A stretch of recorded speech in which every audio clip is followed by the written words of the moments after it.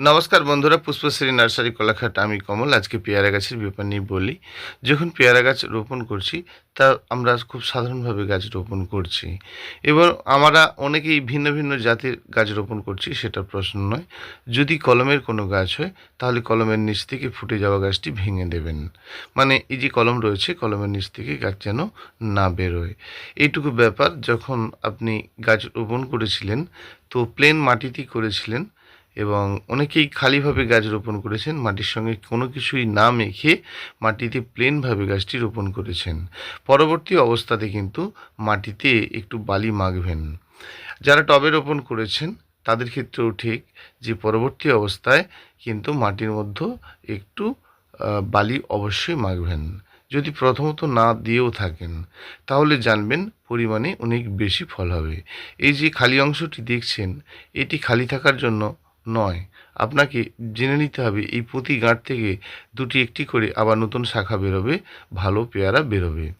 এবারে ধরুন, এই যে গাছের যখন পেয়ারা শুরু হচ্ছে, তা কিছুটা নরম অংশটা বেরোনোর পরেই কিন্তু দেখবেন পেয়ারার ফুল আসে। অর্থাৎ পেয়ারা ফুলটি হয়ে যাবার পর দেখবেন তা থেকে ফল হলো। ফল হওয়ার পর কিন্তু অনেক দিন পেয়ারা হচ্ছেই না। সেটা নিয়ে একটু বলবো। তাহলে পেয়ারা গাছের গোড়ায় যতটুকু মাটি রয়েছে, ওই পর্যন্ত আপনি গাছ রোপণ করেছিলেন।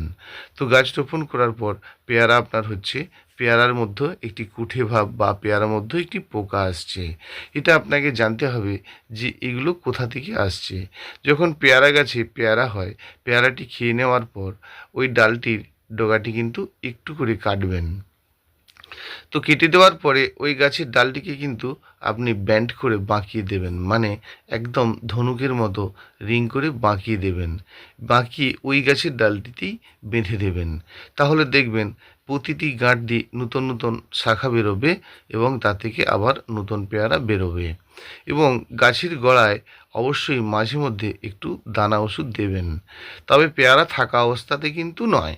যখন গাছে পেয়ারা শেষ হয়ে গেছে, সেই সময় একটু দানা ওষুধটি অবশ্যই দেবেন। তাহলে পেয়ারার মধ্যে যে পোকা ভাবটা থাকছে, সেটা থাকবে না। পেয়ারার মধ্যে আগমাগ, পেয়ারা ফ্রেশ না হওয়া, ইহার কারণ আপনারা ডগাগুলো চেঞ্জ করছেন না। পেয়ারা গাছের ডগা যখন আপনি বেশ কিছুটা করে কেটে দেবেন, দেওয়ার পরে ডালটি বাঁকিয়ে দেবেন, দেখবেন আবার সুন্দরভাবে আপনার নতুন শাখা বেরোবে এবং পেয়ারা বেশি হবে। এইটুকু ব্যাপার, এইটুকু জেনে নিতে পারলে কিন্তু খুব সাধারণভাবে আপনার পেয়ারা গাছে পেয়ারা হবে। আরেকটা কথা বলি, পেয়ারা ঠিক গুটি অবস্থাতেই পড়ে যাচ্ছে, সেক্ষেত্রে কিন্তু পেয়ারা হওয়ার পরে খাদ্য দেবেন। নমস্কার বন্ধুরা, ভালো থাকবেন।